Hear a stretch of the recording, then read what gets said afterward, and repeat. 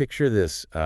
It's a sweltering August morning back in 1892. Oh, yeah. The sun is beating down on Fall River, Massachusetts. Seems like just another ordinary day. Yeah. Birds are singing, kids are out playing. Right. But inside the Borden family home, something truly horrifying is about to happen. Mm-hmm. A brutal double murder that would shock the nation and become a tale whispered across generations. Yeah, you're talking about the Lizzie Borden case. Yet the Lizzie Borden case. This is a story that just grabs you and doesn't let go. Yeah.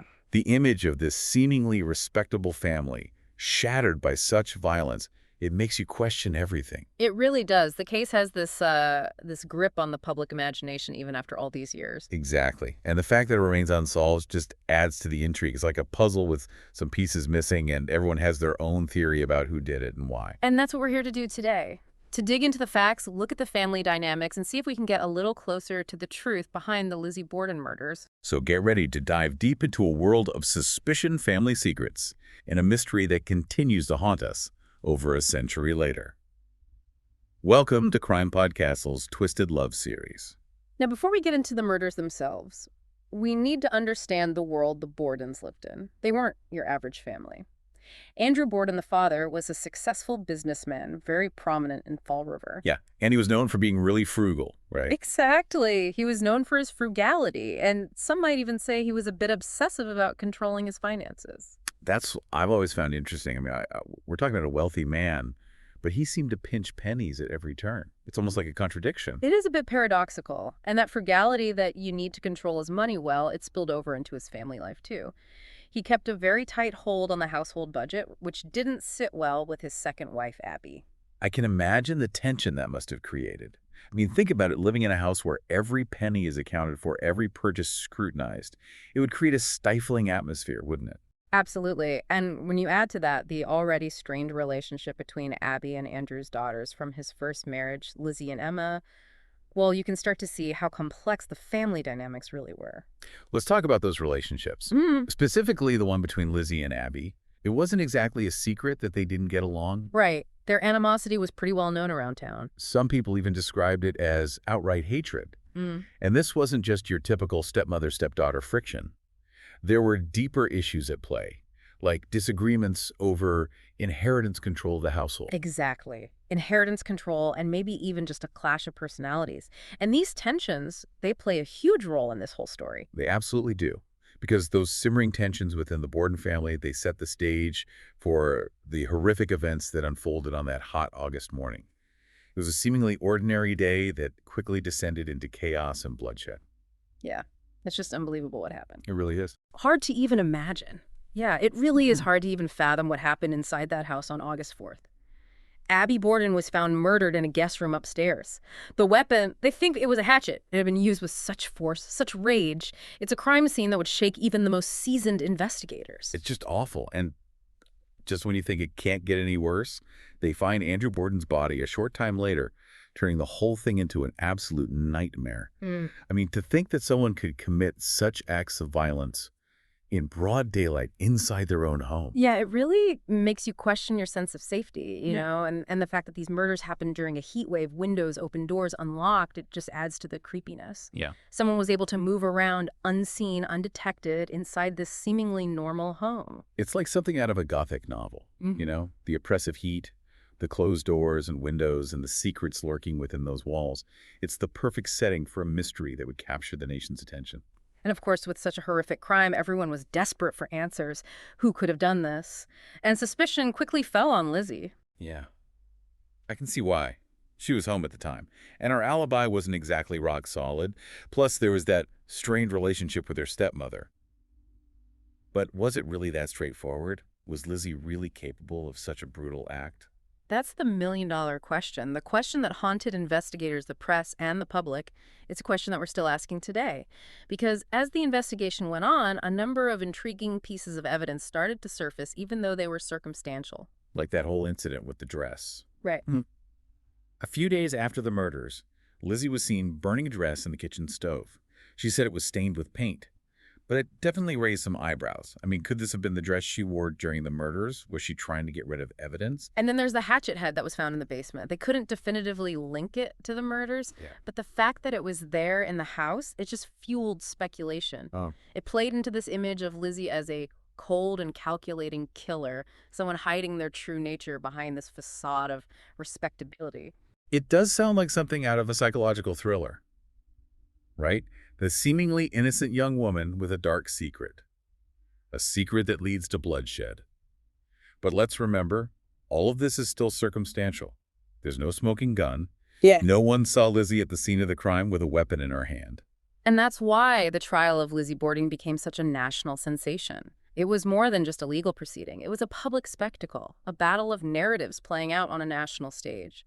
The prosecution, armed with circumstantial evidence and driven by public opinion, they tried to portray Lizzie as a cold-blooded killer, motivated by greed and resentment. So what about the defense? How did they try to counter that narrative? What was their strategy in the face of all this circumstantial evidence? The defense team was very skillful. They knew they couldn't just ignore the tensions within the Borden family, but they really emphasized the lack of direct evidence connecting Lizzie to the murders. They pointed out inconsistencies in witness statements, questioned the reliability of the forensic evidence, and even suggested that there might be other suspects. Wow, it must have been a fascinating trial to watch. Two sides presenting totally different interpretations of the same events. Each side trying to convince the jury of their version of the truth, like a real-life courtroom drama full of suspense and intrigue. And the jury, after weeks of testimony and deliberation, they reached a verdict that shocked the nation: not guilty. Not guilty. I can only imagine the uproar after all the speculation and finger-pointing. The woman at the center of this horrific mystery was declared innocent. It was a decision that split the nation. Some people believed justice had been served, that the lack of direct evidence meant there was reasonable doubt about Lizzie's guilt. Others felt it was complete miscarriage of justice proof that a wealthy, well-connected woman could get away with murder. It makes you think about how powerful perception can be.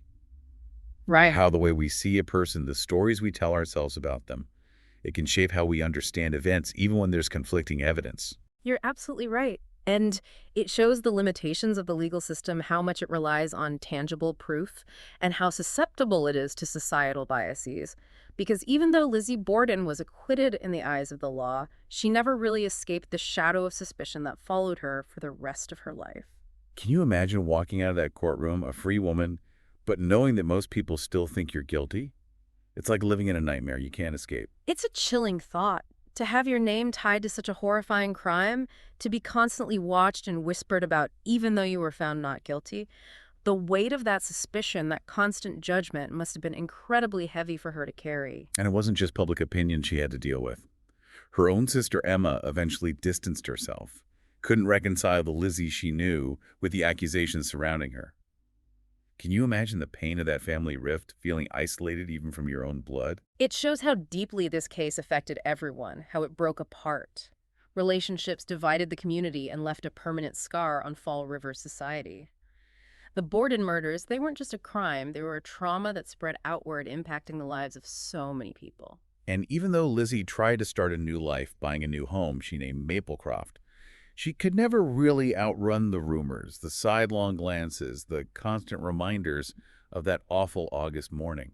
It's like the past was always there haunting her, no matter how hard she tried to move on. It's a truly tragic aspect of this whole story. Whether she was guilty or not, Lizzie Borden became a captive of her own story, forever defined by what happened inside that house. It makes you wonder about the price of fame or infamy, I guess. Even when you're acquitted, the court of public opinion can be so harsh and unforgiving. And for Lizzie, even though the verdict set her legally free, it couldn't erase the stain of suspicion that remained in so many people's minds. And that lingering suspicion, that insatiable curiosity, it's what has kept the Lizzie Borden case alive for over a century. It's become this cultural phenomenon, inspiring books, films, plays, even that infamous rhyme that everyone knows. Oh, I have to say it. Lizzie Borden took an axe and gave her mother 40 whacks. When she saw what she had done, she gave her father 41. Gruesome, catchy, and totally inaccurate, right? Yeah, the rhyme is a huge exaggeration of what actually happened. But it reflects our morbid fascination with this case, our need to understand the unexplainable, to find a simple answer for something so complex and disturbing. It's like we need a story, a narrative, to make sense of the horror. And when there's no definitive answer, our imaginations take over, creating tales of betrayal, greed, and repressed anger. And that's the lasting impact of the Lizzie Borden case. It's a story that still challenges us, makes us question our assumptions, and confront the darkness that can hide beneath the surface of seemingly ordinary lives. It's a story that reminds us that the truth can be slippery, justice can be flawed, and sometimes the most unsettling mysteries are the ones that remain unsolved. Well, folks, that's our deep dive into the chilling events of the Lizzie Borden case. We've explored the family dynamics, the evidence, the trial, and the enduring mystery that still fascinates us all these years later. It's a story that leaves us with more questions than answers, forcing us to confront the complexities of human nature and the limits of what we can truly know. We really encourage you to keep digging into this case. Read the different accounts, examine the evidence for yourselves, and come to your own conclusions. Was Lizzie Borden a cold-blooded killer, a victim of circumstance, or something in between? The answer, like so much else in this case, remains hidden in the shadows. If you enjoyed this deep dive into the Lizzie Borden case, be sure to follow CrimePod Castle for more explorations of true crime's most intriguing mysteries. And don't forget to check out our YouTube channel for exclusive content, behind-the-scenes insights, and even more twisted tales from history. Until next time, stay curious, stay informed, and as always, stay vigilant.